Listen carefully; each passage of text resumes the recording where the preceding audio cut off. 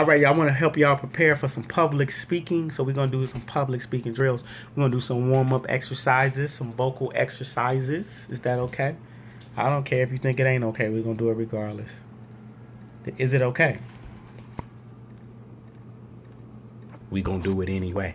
All right. So your communication will equal your quality of life. Period. Your ability to connect with others will be your ability to collect from others.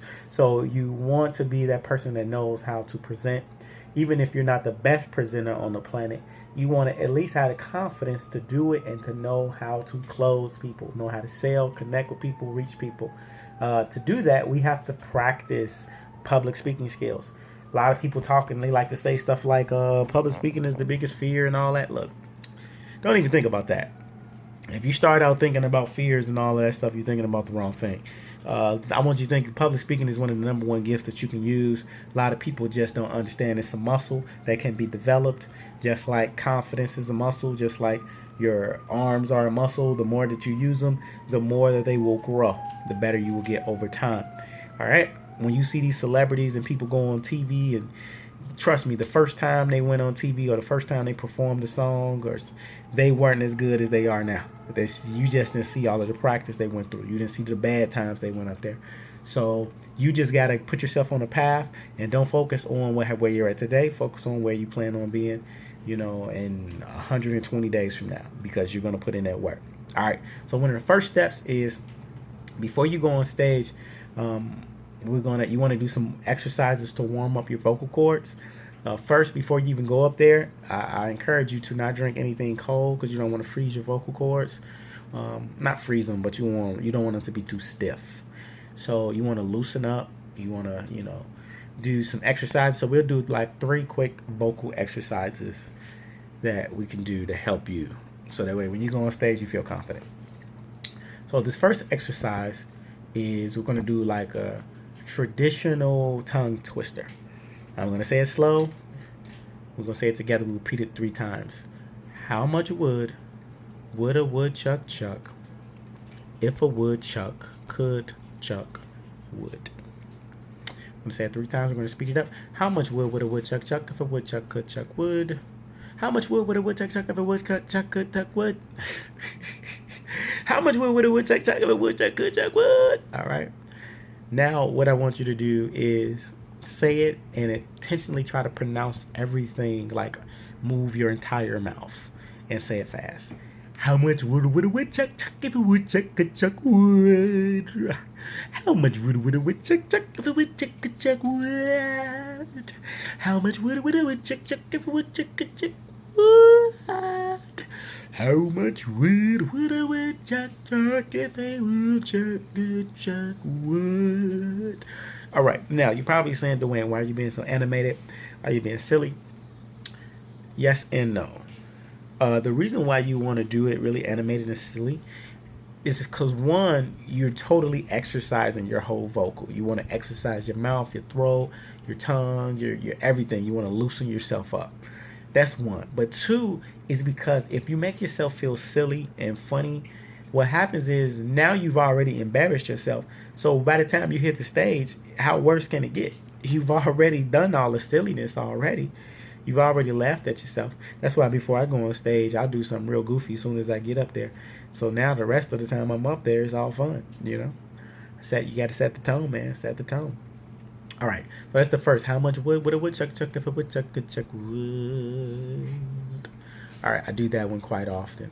Another one you can do is Peter Piper picked a pack of pickled peppers. Peter Piper picked a pack of pickled peppers. Peter Piper picked a pack of pickled peppers. Peter Piper picked a pack of pickled peppers. Peter Piper picked a pack of pickled peppers. Say that real fast 3-4 times. It's a really good exercise. Another one like I like to do too is I like to go up and down my vocal cord like I'm going to sing. So I'll go to a low octave all the way high and try to hold my breath the whole time. So it'll be something like this.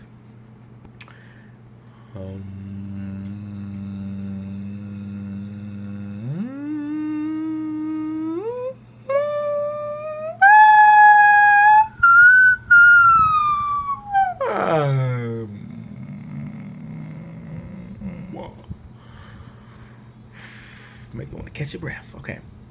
And make my eyes red. One more time.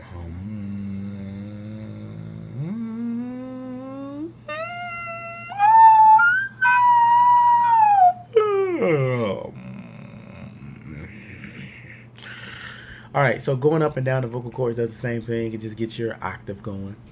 The third thing I want you to do is if you're going to give a speech, you know whatever your first 30 seconds is going to say, what you're going to say, whatever they're going to be, whatever it is. If it's a certain paragraph and you know it word for word, say that.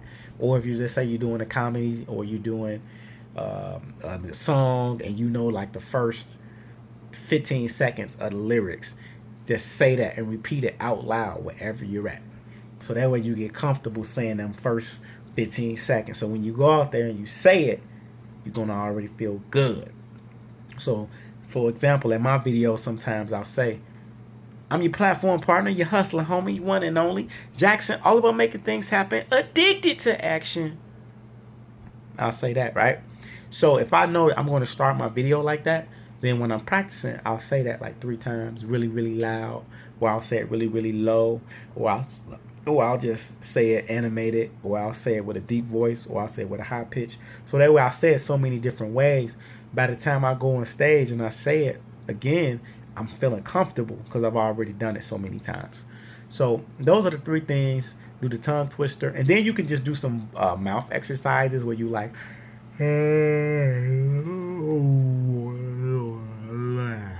laugh, A-E-I-O-U.